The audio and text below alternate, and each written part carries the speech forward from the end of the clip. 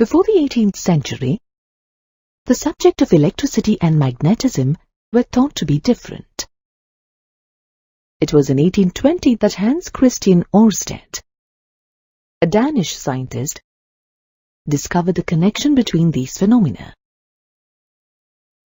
During an experimental demonstration on electricity, he observed a noticeable deflection in the magnetic compass needle placed near a current-carrying conductor. Let us understand the experiment. In the first case, a magnetic compass is placed below a straight conducting wire with the length of the wire in the north-south direction. The magnetic compass is also in the north-south direction when the current is not passing through the wire. If current passes through the conductor in the south-north direction, the magnetic needle deflects towards the west. In the second case, if the direction of the current is reversed and the current is now allowed to pass through the conductor in the north-south direction, then the deflection in the magnetic compass needle placed below the conductor is towards the east. In the third case, the deflection of the magnetic compass needle can also be observed by placing the magnetic compass above the straight current-carrying conductor. If current passes through the conductor in the south to north direction, the magnetic needle is deflected towards the east. In the next case, if the direction of current is reversed and the current is now allowed to pass through the conductor in the north-south direction, then the deflection in the magnetic compass needle placed below the conductor is towards the west. All these situations were observed when the current passing through the conducting wire is large and the magnetic needle is placed sufficiently close to the wire so that the Earth's magnetism may be ignored. It was also observed that when the magnitude of current passing through the conducting wire was increased, the deflection of the magnetic needle placed at a constant distance from the conducting wire increased. When the magnetic compass moves closer to the conducting wire for the same amount of current passing through it, the deflection of the magnetic needle increases. In another demonstration, the magnetic field due to a straight current-carrying conductor could be found by placing a cardboard in a horizontal position and passing the conductor through a hole at its center, such that the length of the wire is perpendicular to the plane of the cardboard. Some iron filings were sprinkled on the cardboard. As soon as the current passes through the conductor, the iron filings orient themselves in concentric circles, with their center coinciding with the center of the conductor. From these observations, Ørsted concluded that current in a conductor produced a magnetic field around it. He also found that the alignment of the magnetic needle is tangential to an imaginary circle with straight current-carrying wire at the center, and the plane of the imaginary circle is perpendicular to the length of the wire. To represent the magnetic field produced by a straight current-carrying conductor, on paper, we adopt the convention for magnetic field emerging out of the plane of the paper, which is denoted by a dot. The magnetic field going into the plane of the paper is denoted by a cross. Now, let us see how a charge at rest produces only an electric field, and a charge in motion produces both an electric field and a magnetic field. We know that like charges repel each other and unlike charges attract each other. This interaction can be seen as a two-step process. First, a charge produces something around it in a space called an electric field, and this electric field exerts a force on any charge except the source charge placed in it. Let a source charge Q be placed at a point in a vacuum. The space around the charge, where it can influence other charges, is called its electric field. As step 2, a small test charge Q is placed at point P in the electric field, at a distance r from the source charge Q. Then the intensity of the electric field at the given point, P, is defined as the force per unit charge. According to Coulomb's inverse square law, the force between the two charges is F is equal to QQR cap divided by 4 pi epsilon naught r square. Let this be equation 1, where r cap is the unit vector along the force vector and epsilon naught is the permittivity of the free space or air. Then the intensity of the electric field at point P is denoted by E is equal to F divided by Q. Let this be equation 2. Substituting equation 2 in 1, we get the intensity of the electric field as E is equal to QR cap divided by 4 pi epsilon naught r square, where r cap is the unit vector along the electric field vector. The electric field has its own existence and is present even if there is no additional charge to experience the force. Thus, the field due to Q exists even in the absence of the additional charge Q. The field can convey energy and momentum and is not established instantaneously. The field takes a finite amount of time to propagate. Thus, if the charge is displaced from its position, then the field at a distance r will change after a time t is equal to r divided by c, where c is the speed of light. But while dealing with electricity and magnetism at this level, we will assume that the field due to a charge at a given point does not change with time at a given place. If there is more than one charge in the space under consideration, the electric field at a particular point is due to more charges. Consider 3 charged spheres with charges Q1, Q2, and Q3 placed at different locations as shown. Then, the fields due to all the charges should add vectorially. This is called the principle of superposition. If E1, E2, and E3 are electric fields due to charges Q1, Q2, and Q3 respectively at point P, the resultant electric field at point P is E is equal to E1 plus E2 plus E3. This is with regard to charged bodies or charges at rest.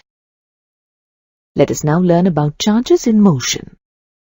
If a charge Q is placed near a current-carrying conductor at point P, it does not experience any force because there is no electric field at point P. Since the conducting wire contains an equal number of positive and negative charges, it is electrically neutral and hence does not produce a net electric field. If the charge Q is projected from point P in the direction of the current in the wire, the charge gets deflected towards the wire if the charge is positive, and away from the wire if it is negative. If the charge Q is projected from point P in the opposite direction to the current in the wire, the charge gets deflected away from the wire if the charge is positive, and towards the wire if it is negative. From these observations, it is clear that there must be another field other than the electric field that exerts a force on the charged particle Q. This new field exerts a force on the charge Q when it is moving. This new field is the magnetic field created by charge Q when it is in motion. Magnetic field is denoted by the letter B. The current in the wire is nothing but charges in motion. Thus, there is a magnetic field due to the current, and this magnetic field interacts with the magnetic field due to the moving charge Q. The interaction between these two magnetic fields causes the charge Q to deviate from its path. Thus, the moving charges produce both an electric field and a magnetic field. Consider a current-carrying conductor in the form of a circular loop of radius A with center O at the origin of the coordinate axes. The plane of the loop is along the YZ plane. Let I be the constant current passing through the circular loop. To simplify the understanding of the topic, we neglect the ends of the loop from where the current enters and leaves the loop. We know that any current-carrying conductor produces a magnetic field whose direction is given by Ampere's right-hand thumb rule. Thus, the magnetic field lines for the current-carrying loop are as shown.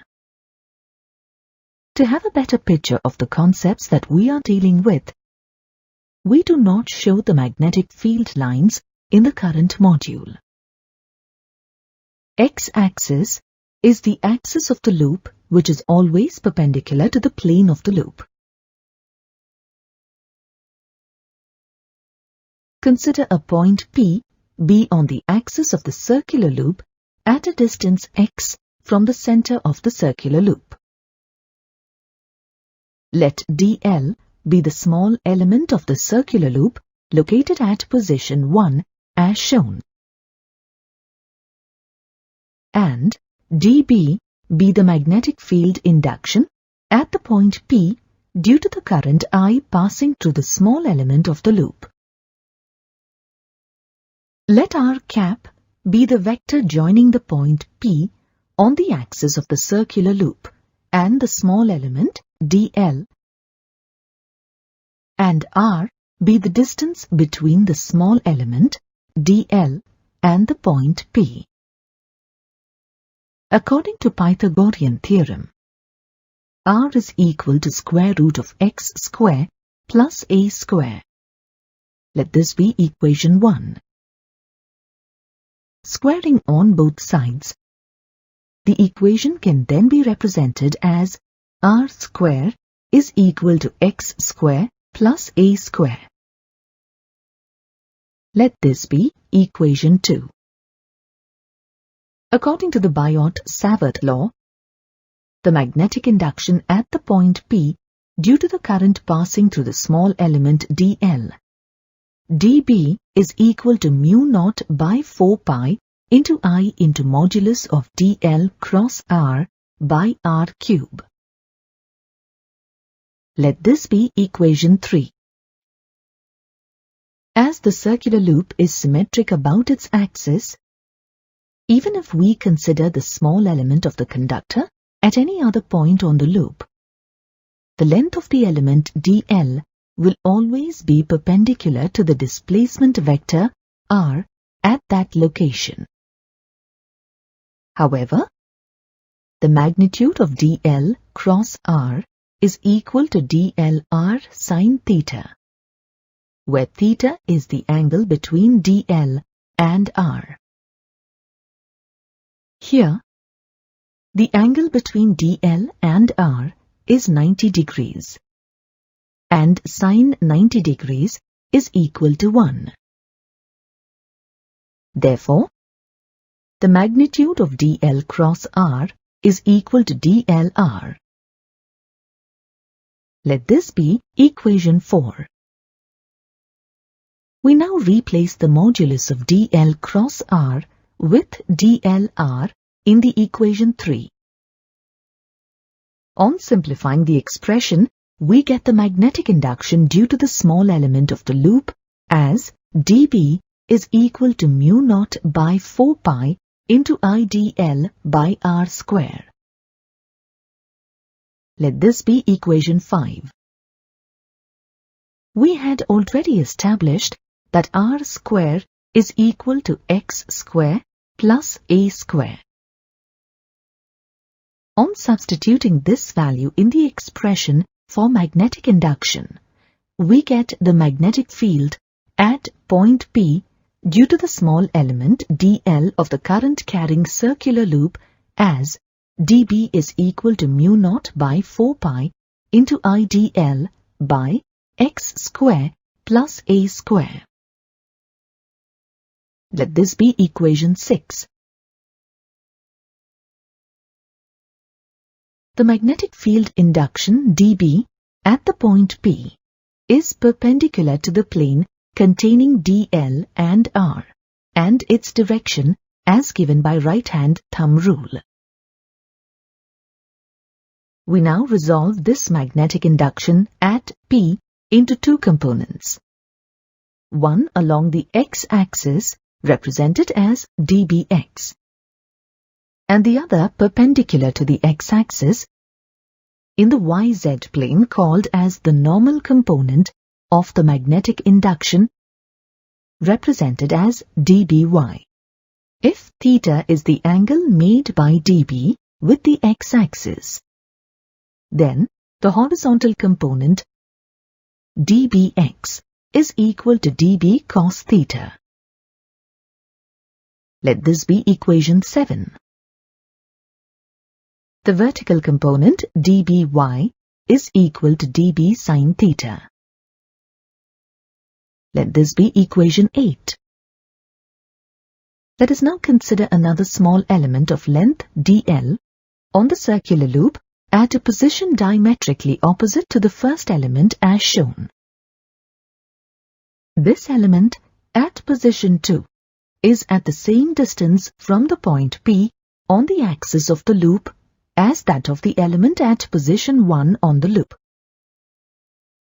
Thus, the magnitude of the magnetic induction at point P due to the element at position 2 is the same as that due to the element at position 1.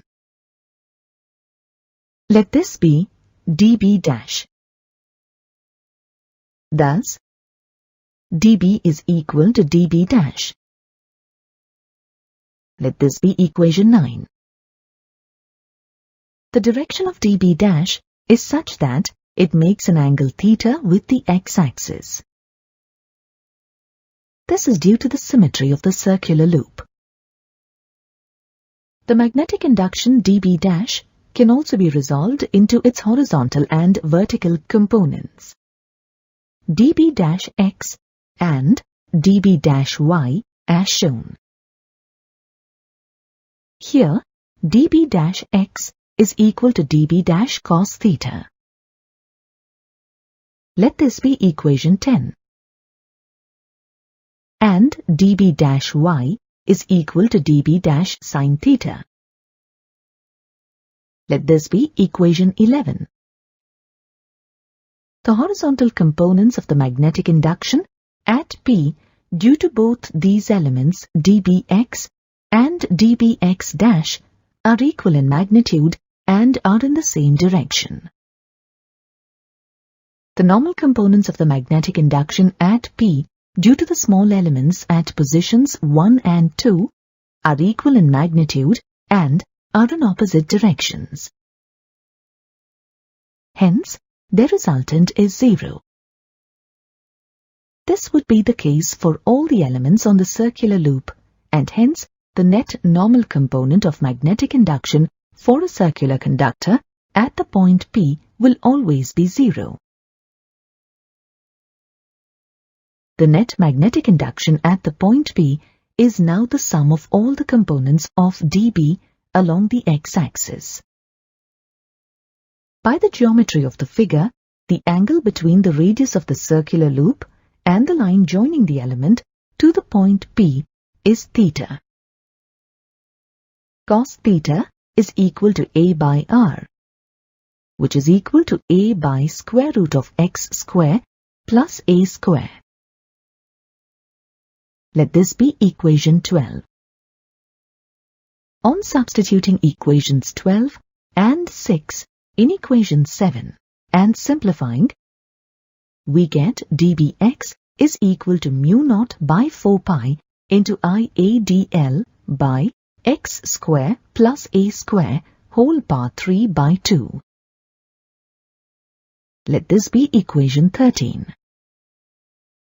The net magnetic induction B due to the total circular loop at P can be obtained by integrating the horizontal components of magnetic field induction due to the small elements of the circular loop.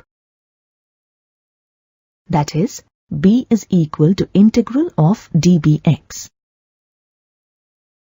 Mu naught by 4 pi, the radius of the loop A, current in the loop I, and the distance of the point P from the center of the loop X are the constants. Hence, the equation can be written as B is equal to mu naught by 4 pi into IA by x square plus A square power 3 by 2 into integral dl. Integral dl is equal to L, the perimeter of the current loop, equal to 2 pi A. Therefore, on simplification, we get the net magnetic induction on the axis of a current-carrying circular loop at a distance x from the center of the loop as B is equal to mu naught I A square by 2 into x square plus A square power 3 by 2.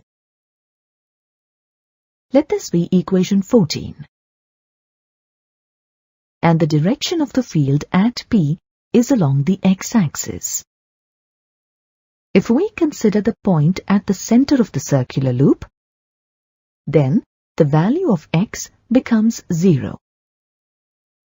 Substituting x equal to 0 in equation 14 and simplifying further, we get the magnitude of the magnetic induction at the center of the loop as B is equal to mu naught I by 2A. Let this be equation 15. Thus, the magnetic induction due to the circular current loop is the maximum at its center. If we consider a current-carrying circular coil that has n number of turns, then the magnetic field induction due to these n loops at the center is equal to n times the magnetic field induction due to single loop, since all the magnetic inductions due to individual loops act in the same direction. That is, B is equal to mu naught Ni by 2A. Let this be equation 16. From the expression, it is clear that the magnetic induction B at the center of a circular coil is directly proportional to the number of turns N when the current I and the radius of the coil A are constant. Similarly, B is directly proportional to I when N and A are constant. B is inversely proportional to A when N and I are constant. Consider a uniform magnetic field of strength B. Let a charged particle of charge Q be projected into the magnetic field with the velocity v perpendicular to the direction of the magnetic field. When the charged particle is moving perpendicular to the magnetic field, the charged particle experiences maximum force, and this force is acting perpendicular to both the magnetic field and velocity of the charged particle. The magnitude of the force acting on the particle F is equal to BQV sin theta, where theta is the angle between the direction of the velocity and the direction of the magnetic field. Since, in this case, theta is equal to 90 degrees, sin 90 is 1, and hence the force is denoted by F is equal to BQV. We know that when an external force acting on a body is perpendicular to the motion of the body, the work done on the body is said to be zero. In other words, in the expression for work done, W is equal to Fs cos theta. If theta is equal to 90 degrees, we get W is equal to 0. In the case of a charged particle in a magnetic field, the magnetic force is acting perpendicular to the direction of velocity, and thus the work done on the charged particle is 0. As the work done on the charged particle is 0, there is no change in the kinetic energy of the charged particle, and the magnitude of the velocity of the charged particle remains constant. As the magnetic force acting on the charged particle is perpendicular to both the direction of its velocity and magnetic field, the charged particle moves in a circular path, and the magnetic force acts as a centripetal force. Thus, the centripetal force F is equal to BQV. By definition, the centripetal force is denoted by mv square by r, where m is the mass of the charged particle, v is its velocity, and r is the radius of its circular path. Equating these expressions, we get the radius of the circular path, r, is equal to mv by bq. Let this be equation 1. When the momentum mv of the particle increases, the radius of its circular path also increases accordingly, as b and q are constant. Hence, the radius of the circular path of the charged particle moving in an external uniform magnetic field is directly proportionate to the momentum of the charged particle. The charged particle executes uniform motion with a fixed time period t and angular frequency omega. Here, omega is equal to v by r. Let this be equation 2. Comparing equations 1 and 2, the angular frequency of the charged particle omega is equal to bq by m. Let this be equation 3. As you know, the time taken to complete one revolution is called the time period of revolution. Time period t is equal to 2 pi by omega. Substituting equation 3, we get t is equal to 2 pi m by bq. From the expression, it is clear that the time period of revolution of the charged particle is independent of its speed. The reciprocal of time period is called frequency. That is, F is equal to 1 by t. Substituting t in the expression, we get F is equal to bq by 2 pi m. This frequency is called cyclotron frequency. Cyclotron is a particle accelerator, which we will discuss in another module.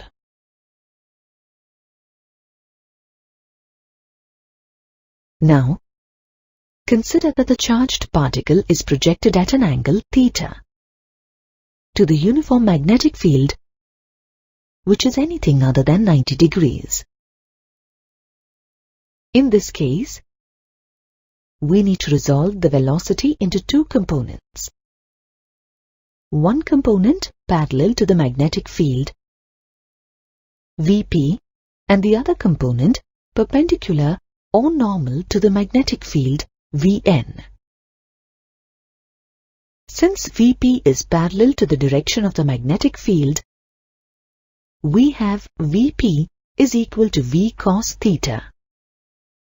As Vn is perpendicular to the direction of the magnetic field, we have Vn is equal to V sin theta.